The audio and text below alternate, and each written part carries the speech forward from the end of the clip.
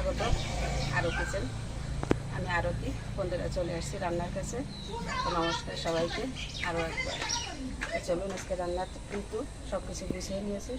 দেখুন আমি চুলাও কিন্তু বসে জ্বালিয়ে দিয়েছি। আর আজকে রান্নার জন্য কী কী নিয়েছি আপনাদেরকে একটু দেখিয়ে দিই। আমি কিন্তু আগে থেকে সব কিছু গুছিয়ে নিয়েছি, যেহেতু প্রচণ্ড গরম পড়েছে, তাই চিন্তা করলাম সবটুকু ভালোভাবে এটা গুছিয়ে নিই, তারপরে একসাথে দেখাবো। এই যে চাল দিয়ে নিয়েছি, আর কষি বেলে মাছ, এই যে আমি পরিষ্কার করে দিয়ে লবণ হলুদ মেখে নিয়েছি। একটু বেলে মাছ, বেলে মাছ এই যে। আর এই পাশে আছে ছোটো পুঁটি মাছ, এগুলো কিন্তু ভাজি করব, একদম মাছ মেশে করে এগুলো ভাজি করবো আলাদা। যে লবণ হলুদ দিয়ে রেখেছি, এটা পরে মেখে নেব। আর এই বেলে মাছের জন্য এখানে নিয়েছি আমি ছোটো সাইজের দুটো আলু, আর নিয়েছি একটা কুশি মানে রিয়া চিচিঙ্গা যে যেটা বলেন, আর নিয়েছি একটা বড় সাইজের আম দিয়ে কিন্তু এখন টক হবে, সাদা টক আছে, কিন্তু তেতো রাখছি না। আর এই বেলে মাছের জন্য মশলা নিয়েছি এখানে, এই যে এখানে আছে পেঁয়াজ রসুন বাটা, জিরা বাটা, লঙ্কার গুঁড়ো আর হলুদ। তো সাথে থাকুন, দেখতে থাকুন। আমি কড়াইতে তেল দিয়েছি, তেলটা গরম হয়ে গেছে। আমি এখন মাছগুলো প্রথমে ভেজে নিচ্ছি।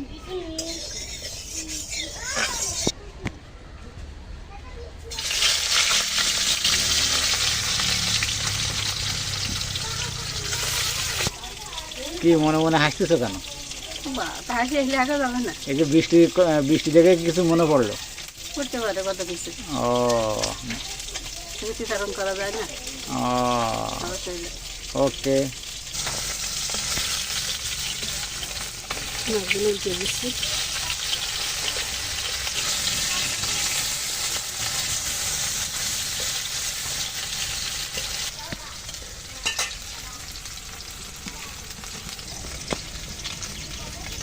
মাছটা ভালো করে ভাজা হয়ে গেলে এখন তুলে নিচ্ছি।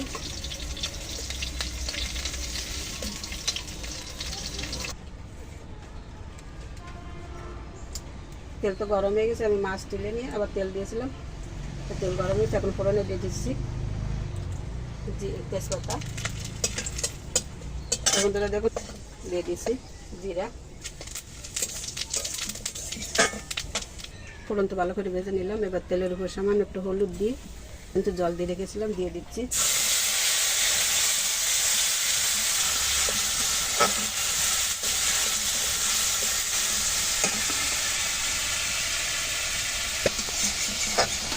মশলার বাটিটা দিয়ে একটু জল দিয়ে দিচ্ছি। এই মশলাটা কষানোর সময় আমি আলুগুলো দিয়ে দেবো, যেহেতু আজকে আমি তরকারি কিন্তু ভাজিনি আগে থেকে, ওই কষানোর সময় মশলার সাথে দিয়ে দিচ্ছি আলুগুলো। আগে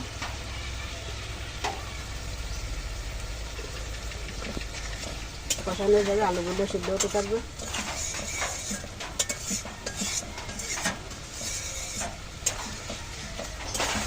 তো বন্ধুরা, বেলে মাছ এভাবে মশলা দিয়ে কষিয়ে তরকারি দিয়ে রান্না করে খেতে আপনাদের কাছে ভালো লাগে, নাকি বোনা করে খেতে ভালো লাগে?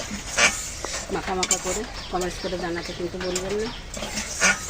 আপনাদের আজকের আমাদের এই রেসিপিগুলো কেমন লাগবে কমেন্টস করে কিন্তু জানিয়ে দেবেন, তাহলে কিন্তু আমার পরবর্তীতে নতুন আবার ভিডিও করতে অনেকটা উৎসাহ লাগে। তো দেখতে থাকুন, আর দেখতে দেখতে ভালো লাগলে চ্যানেলটিকে সাবস্ক্রাইব করবেন যদি মনে চায়, আর ফলো দিয়ে রাখবেন ফেসবুক থেকে যারা দেখবেন।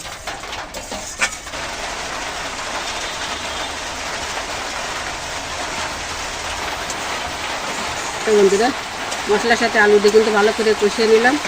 আর এখন আমি এই চিচিঙ্গাগুলো দিয়ে দিচ্ছি, এটা দিয়েও একটু ভালো করে কষাবো।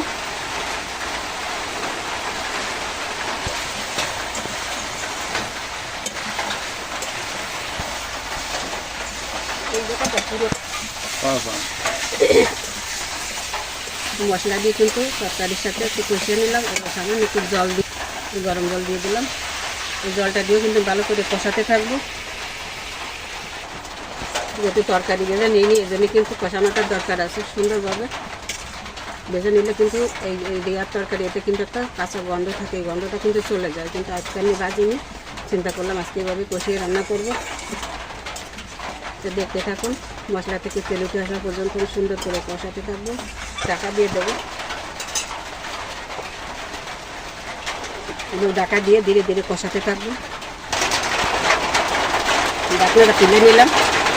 তো বন্ধুরা, আজকের ভিডিওতে কিন্তু একটা অন্যরকম আকর্ষণ আছে। দেখুন, বৃষ্টি পড়ছে কিন্তু শুরু হলো এই মাত্র। টিনের উপর একদম কি বলবো, চড়মড় করে বৃষ্টি পড়ছে। দারুণ একটা শব্দ আসছে, কিন্তু হয়তো ভিডিওতে আমার কথাগুলো একটু কম শোনা যাবে। বৃষ্টিটা উপভোগ করুন, দেখুন কেমন।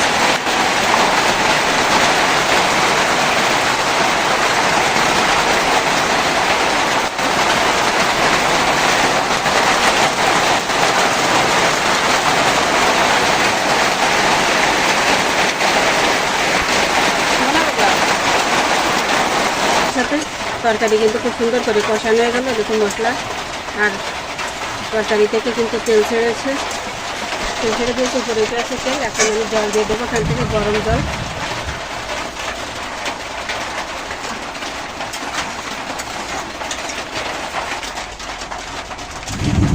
জলটা একটু দেবো নাকি, দেখুন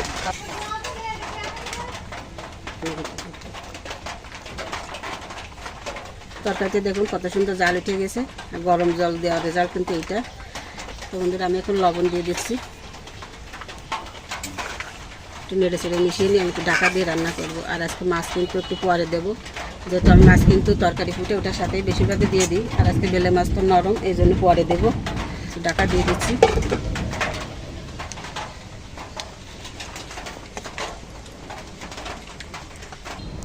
ঢাকনা তুলে নিলাম। মাছগুলো এখন দিয়ে দিচ্ছি।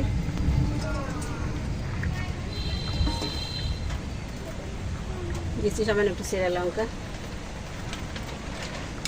আর দিচ্ছি হালকা একটু জিরা বাটা। সব কিছু ভালো করে মিশিয়ে দিচ্ছি।